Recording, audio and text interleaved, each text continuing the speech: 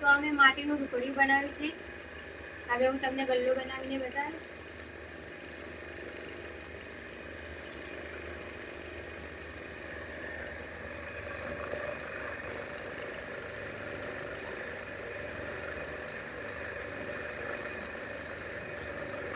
તો આ રીતે ગલ્લો બનાવવામાં આવે છે. જો ચેનલ પર પહેલી વાર આવ્યા હો તો ચેનલને સબસ્ક્રાઇબ કરી દેજો અને વિડીયોને લાઈક પણ જરૂરથી કરજો.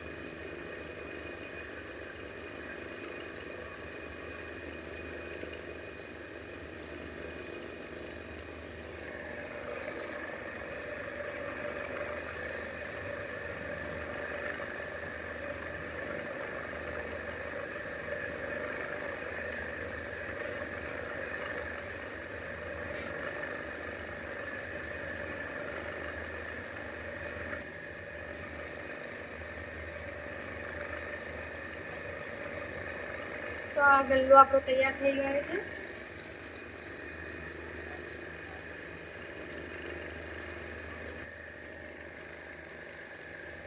તો હવે હું તમને શરબત પીવાનું ગ્લાસ બનાવીને બતાવીશ.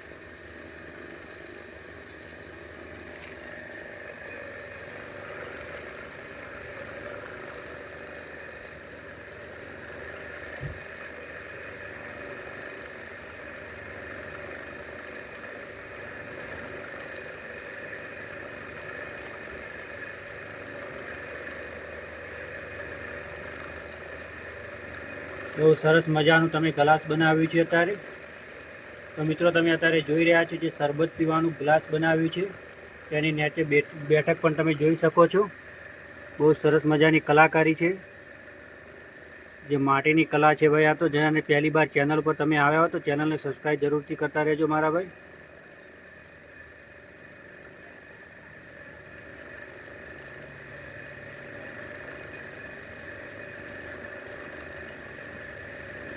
બહુ સરસ થઈ ગયું એમ ને ગ્લાસ તૈયાર. ગ્લાસ તૈયાર થઈ ગયો છે. તો મિત્રો તમે જોઈ શકો છો માટીનું ગ્લાસ બહુ સરસ મજાનું બનાવ્યું છે. કેટલી આઈટમ તમે બનાવો છો આવી બધી નાની મોટી?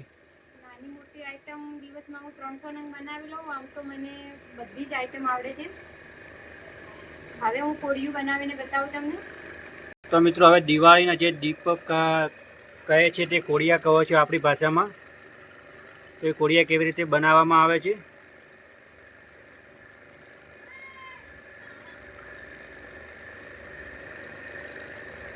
તો સરસ મજાનું કોળિયું પણ તૈયાર થઈ ગયું છે આપણું.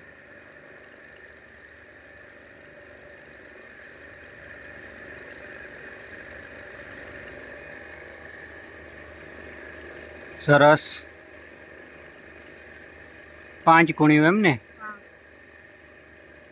તો મિત્રો તમે આવા બીબામાં પણ જોયા હશે. આ એક હાથની કલા છે. વિડીયો ગમે તો લાઇક, શેર અને સબસ્ક્રાઈબ કરવાનું ભૂલતા નહીં. બહુ સરસ.